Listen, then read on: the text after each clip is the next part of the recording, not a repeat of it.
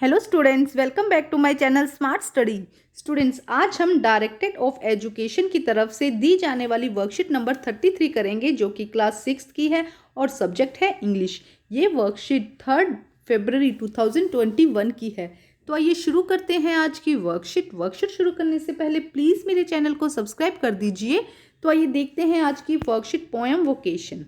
बेटा, पिछली वर्कशीट में हमने देखा था पोएम वोकेशन में कि एक बच्चा है, जब वो अलग अलग जगह जा रहा था तो जैसे इंसान उससे आसपास में मिल रहे थे वो वैसा ही बनने की कोशिश कर रहा था। जैसे कि जब वो सुबह स्कूल जा रहा था तब उसने देखा, एक हॉकर को देखा, एक चूड़ी बेचने वाले को देखा जो सड़क पर चिल्ला रहा था भी क्रिस्टल बैंगल्स ना।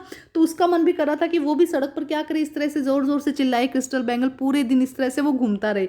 नेक्स्ट जब वो स्कूल से आता है तो वो एक गार्डनर को देखता है जो डिगिंग कर रहा होता है ग्राउंड को। तो उसका मन करता है कि काश वो भी इस तरह से गार्डन को डिग कर सके, खोद सके उसे। और रात को देखता है वॉचमैन क्या कर रहा है, स्ट्रीट पर इधर उधर घूम रहा है, तो उसका मन करता है कि काश वो भी क्या कर सके, इस तरह पूरी रात को इधर उधर घूम सके, है ना। तो ये उस बच्चे के मतलब विचार थे, वो जो चाह रहा था, जैसे जैसे लोगों से वो मिल रहा था वैसे वैसे उसके विचार आ रहे थे।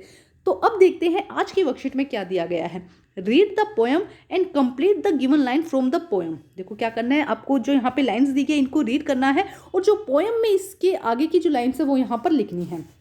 तो आइए देखते हैं। सबसे first, I wish I were A hawker. भाई काश, मैं विश करता हूँ कि काश मैं भी एक हॉकर होता। And spending my day in the road crying crystal bangles. और मैं अपना पूरा दिन रोड पर ऐसे ही चिल्लाता रहता कि क्रिस्टल बैंगल्स, जैसे कि एक हॉकर करता है ना। तो आई wish I were A hawker spending my day in the road crying crystal bangles, है ना। देखो फर्स्ट उसके मन में ये आया। नेक्स्ट देखो क्या आया उसके मन में। आई wish I were a gardener की काश मैं क्या होता, आई wish I were a gardener की मैं एक गार्डनर होता। Digging away at the garden, और क्या करता रहता गार्डन को, डिगिंग अवे मतलब खोदता रहता और कोई मुझे रोकने वाला, इसके आगे आ जाएगा कि नो बॉडी, भाई मुझे कोई भी स्टॉप ना करता और मैं सारा दिन क्या करता रहता, उसको खोदता रहता। नेक्स्ट देखिए, आई wish I were A watchman की आई विश की मैं विश करता हूँ कि काश मैं एक वॉचमैन होता। Walking the street all night, और पूरी रात क्या करता रहता, सड़क पर घूमता रहता। तो ये उस बच्चे के क्या थे, मन के विचार थे जो वो चाह रहा था। तो आपको आज की वर्कशीट में क्या करना है, यहाँ पे बेटा ये सेंटेंस दिया गया और उसके आगे का क्या सेंटेंस दिया गया है पोएम में वो आपको यहाँ पर लिखना है। तो ये है फर्स्ट क्वेश्चन। आइए नेक्स्ट देखने क्या कहा गया है बेटा। देखिए next question, let us try to complete the following sentence on your own.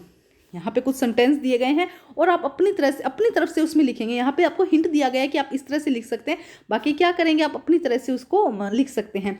If I were a soldier, कि अगर मैं एक सोल्जर होता। I serve for country, for my country लिख दीजिएगा। आई सर्व फॉर माई कंट्री, भाई मैं मेरी कंट्री के लिए उसकी बहुत सेवा करता। आई सर्व फॉर माई कंट्री। उसके बाद if I were A chef, अगर मैं एक शेफ होता।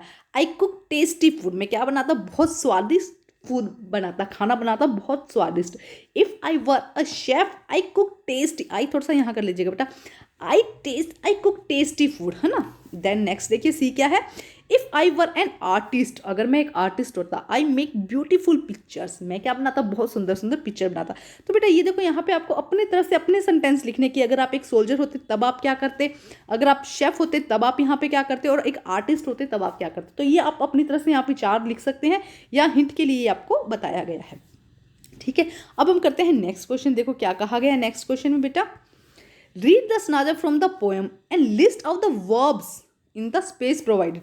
यहाँ पे हमें स्पेस दिया गया है जिसमें में वर्ब्स, हमने पिछली वर्कशीट में वर्ब्स पढ़ी थी ना, तो हमें क्या करना है, उस वर्ब्स को बस छांटना है। ठीक है, जैसे कि when at 4 in afternoon I come, तो ये क्या हो जाएगा बेटा, देखो कम क्या हो गया यहाँ पे, come back from the school, come क्या हो गया यहाँ पे, वर्ब होगी।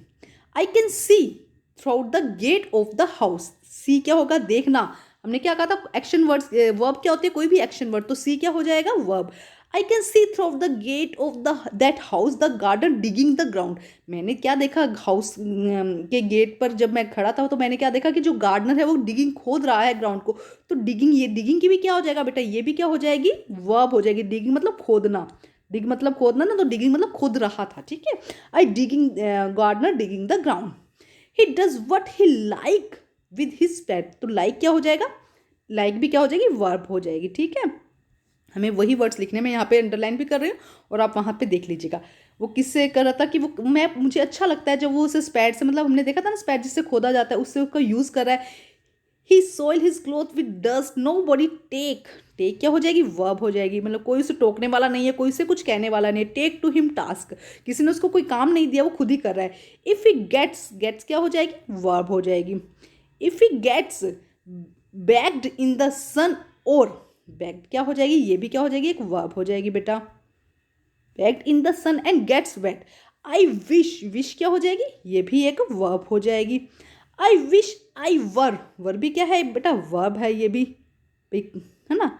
आई wish I were a gardener digging, तो हमने पहले लिख लिया, digging away at the garden without nobody stop me from digging, और कोई भी मुझे स्टॉप नहीं करेगा, तो स्टॉप भी क्या हो जाएगी, वर्ब। तो देखो यहाँ पे कुछ वर्ब्स दी गई हैं, हमें उन्हें अंडरलाइन करना, आपको ऐसे ही पैराग्राफ लिखने हैं अपनी नोटबुक में, और जो वर्ब्स है उसको अंडरलाइन करना है और अलग से कॉलम में लिख दीजिएगा। ठीक है स्टूडेंट। तो बच्चे आज की जो वर्कशीट थी इंटरेस्टिंग थी, इजी थी, वर्कशीट कंप्लीट होती है, कंप्लीट करके अपने टीचर से चेक कराइए, और प्लीज़ मेरे चैनल को लाइक कीजिए, सब्सक्राइब कीजिए और शेयर कीजिए। Thank you students.